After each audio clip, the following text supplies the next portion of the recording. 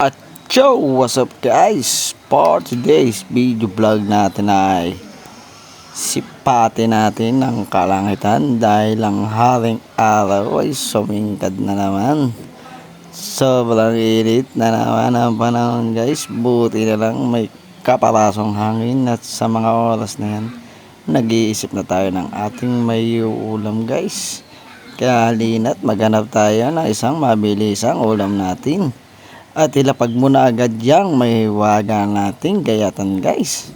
Iyan, naipalapag na agad at ladyan mo yan ng konting kangkong. Iyan, pagkalagay ng kangkong kayo, samahan mo ng talong. Iyon no.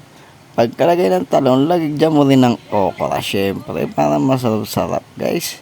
At samahan mo na rin ng konting sitaw guys, isang bungkos na kaprasong konti. At samahan mo na rin ng siling green. Pagkalagay mo ng siling green, samahan mo na rin ng siligang na original guys. At pamintang crack, bechin, sibuyas, at luya. Siyempre, lagay mo muna sa santabi at halina't gayatin na natin ang ating mga gulay-gulay guys. At iyan, pagkagayat natin ng okra ng mahinahon pa guys, gayatin natin ng marahan. Tip lang, isa yan sa nagpapalapot ng ating mga niluluto pag may kahalahok na okra guys. At syempre, kailangan natin mag triple time para mabilis tayong matapos sa ating pagluluto. At nakakagutom na rin naman talaga. Kaya paspasan na natin ang paggagayat natin ng ating mga kasangkapan sa ating lulutuin guys.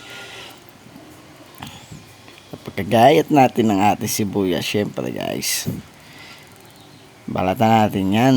Pagkabalat ng ating sibuyas, mag-montage muna tayo.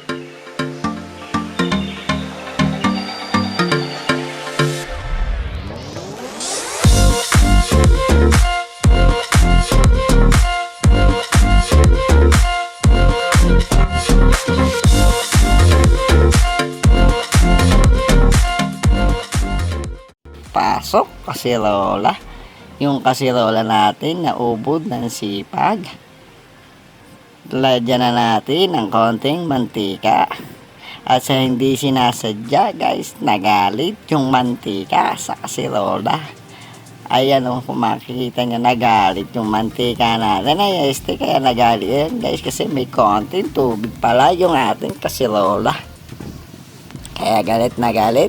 Kaya ilagay na lang natin ang ating sibuyas nang mahinahon na siyang mantika na siya. Pagkalagay natin ng sibuyas, pinuhil lang natin o paghiwa-hiwalay natin hanggang maamoy natin ang aroma ng sibuyas natin guys. At syempre, isama na natin ang isang masarap na ating nokma o manok. Iyan lang ating lulutuin ngayong araw na to. Pagkagisa natin yan guys, isama na natin yung ating luya sa paggigisa para swak sa panlasa ang ating lulutuin. At lagyan natin ng konting patis guys. Optional lang yan kung gusto nyo patis alamang guys or patis, depende sa nagluluto kung ano ang gusto nyang gamitin. At syempre, lagyan na natin ang ating pamintang crack guys. 2 piraso na pamintang crack ay ilalagay na natin. Tapos haluin natin yan maya guys.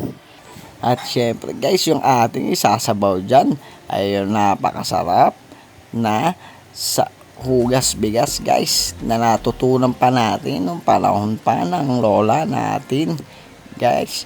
At syempre, pagkagisa natin, medyo iyo guys, so inalo na natin yung hugas bigas na namana natin sa panahon pa ng kopong-kopong. Ilagay na natin ng mga gulay ng ating kasangkapan para maluto na ang ating sinampalukang manok guys. Tingnan naman kung gano'ng kasarap.